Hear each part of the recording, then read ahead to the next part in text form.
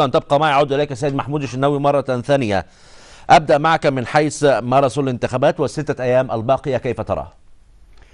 يعني أنا أرى أن المشهد ازداد تعقيدا في كلما اقتربنا من بدء هذا الماراثون الذي تشهده مصر المرة الأولى في تاريخها الحديث.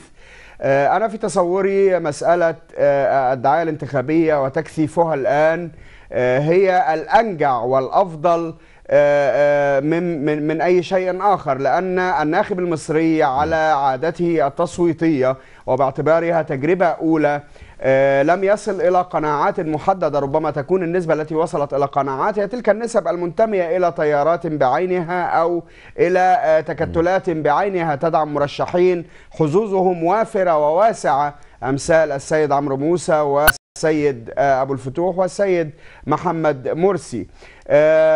أنا يعني بالنسبة لمسألة تنازل المرشحين كما قال ضيفك المحترم عبر الهاتف، هي مسألة أدبية أكثر منها يعني مكسبها أدبي أكثر منه سياسي، لأن المرشحين اللذين تنازلا سواء السيد محمد فوزي عيسى أو السيد عبد المنعم أو السيد الأشعل عبد الله الأشعل، رجلان حظوظهما كانت محدودة جدا وفقا لكل استطلاعات الرأي ووفقا لما نراه على الأرض من مؤيدين ومناصرين، ومن ثم دخولهم في معسكر بعينه ربما يعني يقي الناس شر الاختيار في قائمة ممتدة ب13 اسما، ولكن أنصارهم أنا لا أتصور أنهم بالحجم الكبير الذي يضيف مثلا الى السيد عمرو موسى او يضيف الى محمد مرسي من جهه عبد الله الاشعل.